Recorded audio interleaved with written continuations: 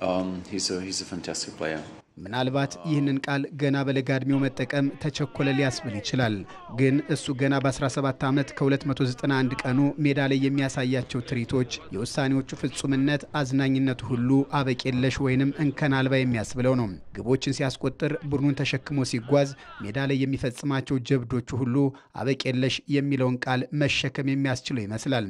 ላሚን ያማል ናስራዊ ኢባና ትናንት ለባርሴሎና 100ኛ ጨዋታውን አድርጓል። ለብላውግራናው 22 ግቦችን አስቆጥሯል። 19 ጨዋታዎችን ባደረገበት በስፔን ብሔራዊ ቡድን መለያ ደግሞ 4 ግቦች አሉት። ያማል ወደ ግብ የተቀየሩ ኳሶችን አመቻችቶ ያቀበለው ደግሞ 27 ጊዜ ነው። በ21ኛው ክፍለ ዘመን እግር ኳስን አብዝተው የሚወዱ ሁሉ እንደ ስጦታ የሚቆጥሯቸው ሊዮኔል አንድሬስ ሜሲ እና ሮናልዶ ይህንን አላደረጉም።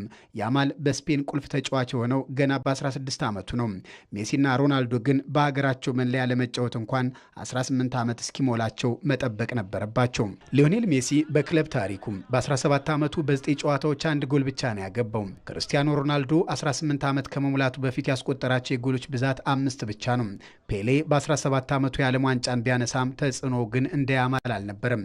ማራዶናም 17 ዓመት በሆነው ጊዜ እንዲህ ዓለምን አልተቆጣጠረም። ላሚን ያማል ግን 17ኛ ዓመቱን ያከበረው ለሀገሩ ለስፔን ብሔራዊ ቡድን የአውሮፓ ዋንጫን ክብር በማጎናጸፍ ነው። የቀድሞው የሊቨርፑል ተከላካይ ስቴፈን ዋርኖክ ያማልን ቀጣዩ የባሎን ዶር አሸናፊ ይለዋል። ተጫዋቹን የተለየ የሚለው ዋርኖክ ክስተት ሲልም ያክላል። የያማል አባት ሞኒር ከሞሮኮ፣ እናት ሼይላ ከኢኳቶሪያል ጊኒ ለሰማዩ ከቀረቡ የአትላስ ተራሮች ስር የመሰረቱት ትዳር ያማልን ፈጥሯል። በሞሮኮ ኑሮን መቋቋም ቢያቀታቸው ወደ ስፔን ፈልሰው በዚያች ሀገር መኖር ጀመሩ። ላሚን ያማልም በዚያ ተወለደም። የያማል አባት ሞኒር ለእግር ኳስ የተለየ ፍቅር ነበራቸው። ያማል እንደተወለደም ዓላማቸው ስመጥር ተጫዋች ማድረግ ነበር። ጥቂት በጥቂት እያደገ ኳስን እየተለማመደ 7 ዓመት ሲሞላውም ባርሴሎናን ተቀላቀለም። ለወትሮውም ለሞኒርና ሼይላ የያማል ኳስ እንዲጫወት መፈለግ ኑሮን የማሸነፊያ መንገዳችን ይሆናል ብለው ነበርና ህልማቸውም እውን ሆነም። ገና በ17 ዓመቱ እሱ የተሳተፈባቸውና ሜዳ ላይ ያሉ ትርኢቶች ሁሉ ዋና ገጸ ባህሪ ለመሆን በቃ።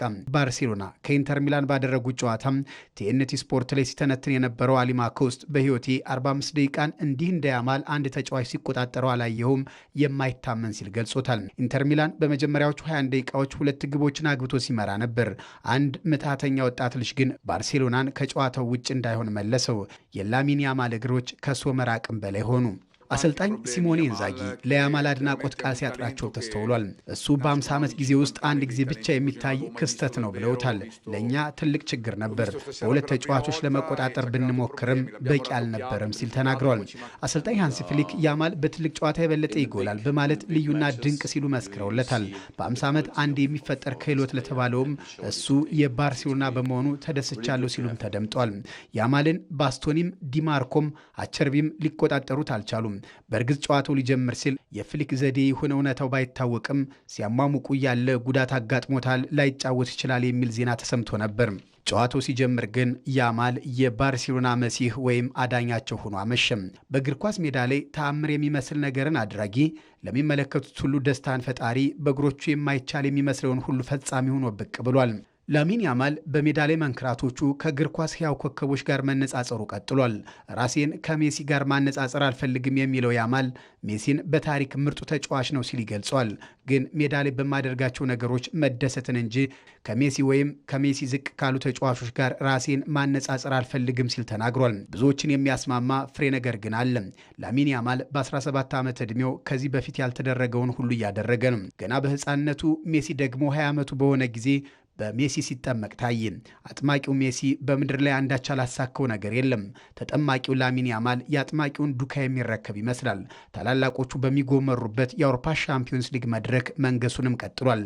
ላሚን ያማል አበቄለሹ ኮከብ በባርሴሎና መድመቁን ቀጥሏል።